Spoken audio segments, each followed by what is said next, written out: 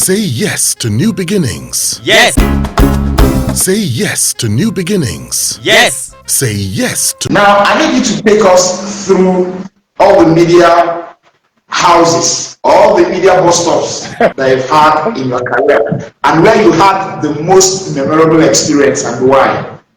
Well, obviously, I started with the defunct Gongola Broadcasting Corporation as a youth corper, and then I was retained after because I won a National Merit Award. But then home was home. I returned home, that is Kano, and I started with the Triumph. In the Triumph, I crossed over from radio to print. And there, I would say that was the only place I know that I sat for a formal interview to work. That was the only place I sat for a formal interview to work. From then on, I was headhunted. For example, in 1993, the Bayo Onanuga and this gentleman, Dapo Oloyinlomi, set up in 1993, they set up the news magazine. They were headhunted. I was then the head of news desk in the Triumph. So the offer was made for young people to join the news. But you see, then I thought I wasn't prepared enough to join the Lagos Press at that time. And besides, the brand of journalism of the news at that time was very combative.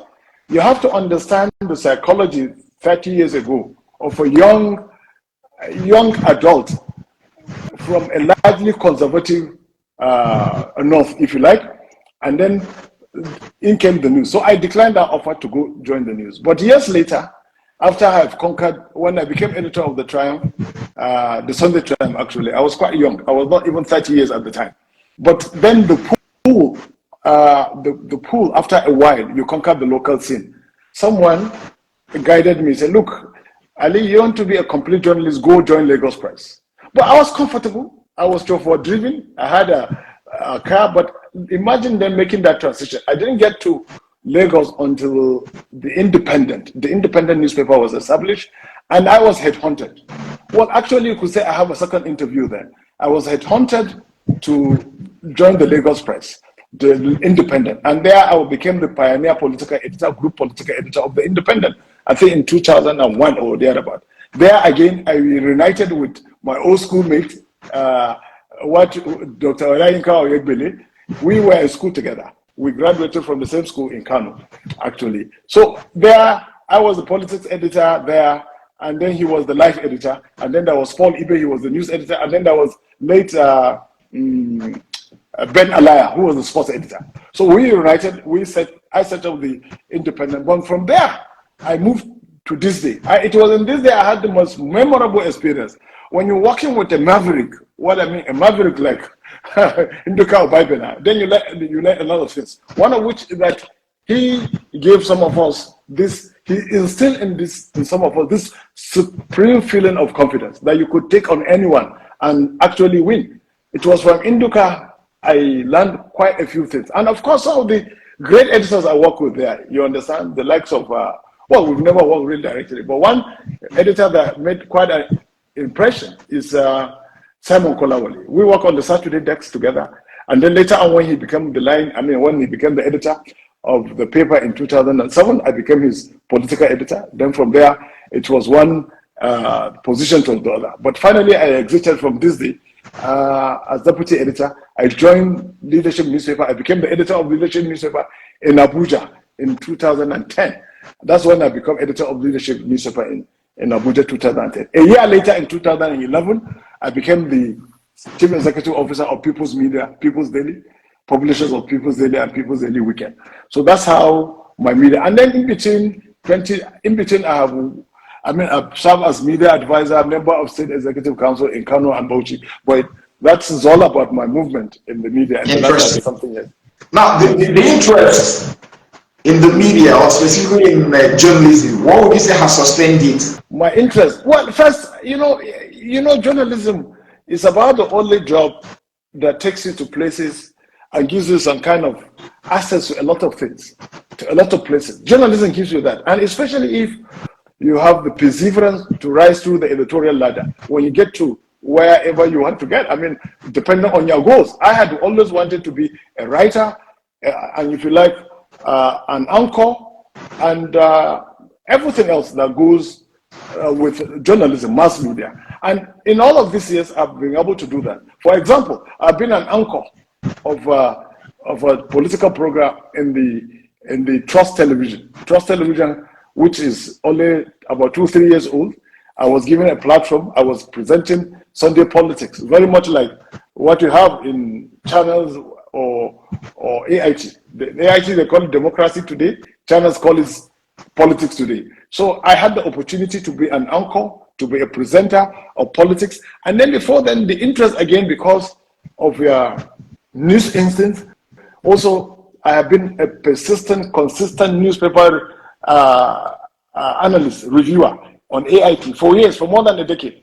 I remember the likes of Mike Amareli, Mike Imoni of AIT, actually way back in 2010 or 11, I think introduced me as one of the newspaper review, one of the hit programs on AIT every morning. So with that, and then occasional intervention on contemporary issues, you are invited. So that drove the interest and sustained the interest in media, and actually became rooted in it, in the tradition, in the Lagos North Central and Northern media tradition. And this is how my evolution as a person, as a journalist, has lasted this 3 decades plus. Now, with the benefit of hindsight, what would you say makes a good story?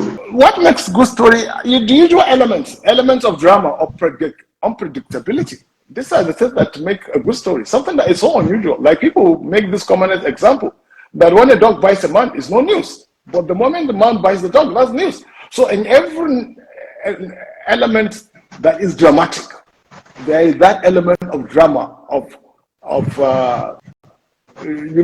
something sudden, unexpected. For example, now we made this when the plane crashes. This is the drama here. When the plane crashes, when there is an inferno, when there is a storm, when there is a typhoon, people run away from it.